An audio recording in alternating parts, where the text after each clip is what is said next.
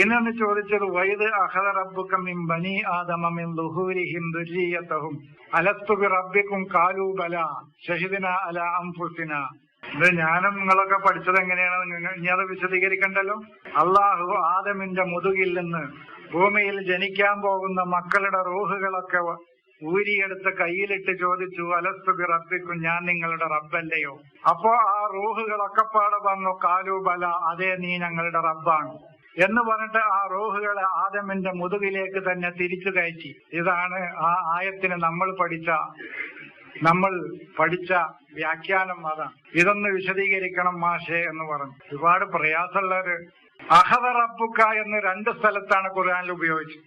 ഒന്ന് മൂസയോടാണ്, ഇവിടെയും മൂസയോടാണ് അഭിസംബോധന. എന്ന് പറഞ്ഞാൽ 4000 വർഷം മുമ്പ് ഈജിപ്തിൽ മരിച്ചുപോയ മൂസയല്ല, നമ്മിൽ ജീവിച്ചിരിക്കുന്ന മൂസയോടാണ്. നമ്മിലുണ്ട് മൂസ. 4000 കൊല്ലം മുമ്പ് ഈജിപ്തിൽ മരിച്ചുപോയ മൂസയിൽ വായിക്കേണ്ടവർക്ക് അങ്ങനെ വായിക്കാം. തർക്കം തീർത്തും കൊടുപ്പം. ഇപ്പൊ ഏറ്റവും വലിയ സുഖം എന്താണ്? ഇപ്പൊ തർക്കമില്ല, വെക്കാണത്തിനേ ഇല്ല. നിങ്ങൾ അങ്ങനെ വായിക്കണമെങ്കിൽ വായിച്ചോളി, നമുക്ക് കുഴപ്പമില്ല.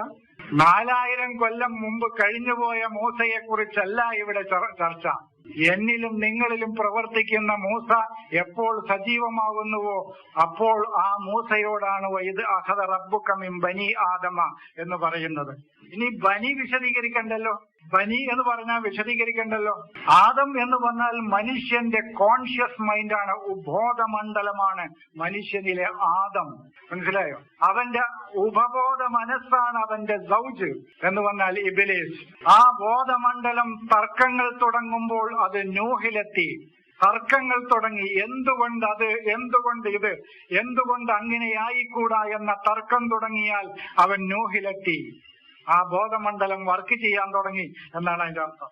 അപ്പോൾ എന്താണ് നൂഹ് എന്ന വാക്കിന്റെ അർത്ഥം എന്നോട് ചോദിച്ചു. നീ നിന്റെ വഴിയിൽ നിന്നൊന്ന് ഓരം ചേർന്ന് നിൽക്കുക, അപ്പോൾ നീ നൂഹായി. അതാണ് നാഹിയത്ത്, ഒരു സൈഡിലേക്ക് മാറി നിൽക്കുക. എവിടേക്കാണ് നീ പോയിക്കൊണ്ടിരിക്കുന്നത്? ലലാലത്തിന്റെ വഴിയിലൂടെയാണ് നീ പോയിക്കൊണ്ടിരിക്കുന്നത്. ആ വഴിയിൽ നിന്നൊന്ന് ഓരം ചേർന്ന് മാറി നിൽക്കുക, അപ്പോൾ നീ നൂഹായി. മനസ്സിലായോ? അപ്പോൾ ഒരു മനുഷ്യന്റെ വഴി എന്നാണ് അതിന്റെ അറബി വേർഡ്. ബോധമണ്ഡലം, കോൺഷ്യസ് മൈൻഡ് ഒരു മനുഷ്യന്റെ, അത് ആണ് ആദം. ആ ബോധമണ്ഡലം ഹുബൂത്തായി എവിടെ നിന്ന്? വിജ്ഞാനത്തിന്റെ അറിവിന്റെ മേഖലയിൽ നിന്ന് അത് താഴോട്ട് പോന്നു. അതാണ് ജന്നത്തുൽ മഅരിഫത്ത്. അറിവിന്റെ മേഖലയിൽ നിന്ന് അത് താഴോട്ട് ഇറങ്ങിപ്പോന്നു. അതാണ് ഹുബൂത്ത്, ഇറങ്ങിപ്പോരൽ. അപ്പോ സ്വർഗത്തിൽ നിന്ന് ഇറങ്ങിപ്പോന്നതല്ലേ? സുഖലോലുപന്മാരായി ഒരു തോട്ടത്തിൽ കഴിയുന്ന ആദമിനെയും ഹവ്വയെയും ഇബ്ലീസ് സുയിപ്പാക്കിയിട്ട് ഭൂമിയുടെ 2 അറ്റങ്ങളിൽ അവരെ ഇറക്കി വിട്ട് മിനായിൽ വെച്ച് അല്ലെങ്കിൽ അറഫയിൽ വെച്ച് സമ്മേളിച്ചതല്ലേ? ഞാൻ പറഞ്ഞു, വൈജ്ഞാനികമായിട്ടാണെങ്കിൽ ശരിയാണത്. വൈജ്ഞാനികമായി വായിച്ചാൽ ആ ഹദീസ് ശരിയാണ്. എങ്ങനെ ശരിയാവും എന്ന് ചോദിച്ചു.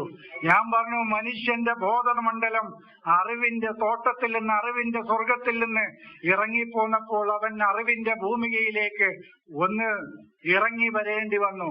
അങ്ങനെ ഒരാൾ ഫിർഔനിന്റെ ഭൂമികയിലും ഒരാൾ അള്ളാഹുവിന്റെ ഭൂമികയിലും ഇറങ്ങി. അവര് അള്ളാഹുവിനെ തിരിച്ചറിയുന്ന അറഫയിൽ വെച്ച് അവരൊന്നിച്ചു. അവരെ വൈരുദ്ധ്യങ്ങളുടെ ലോകം അവിടെ അവസാനിപ്പിച്ചു.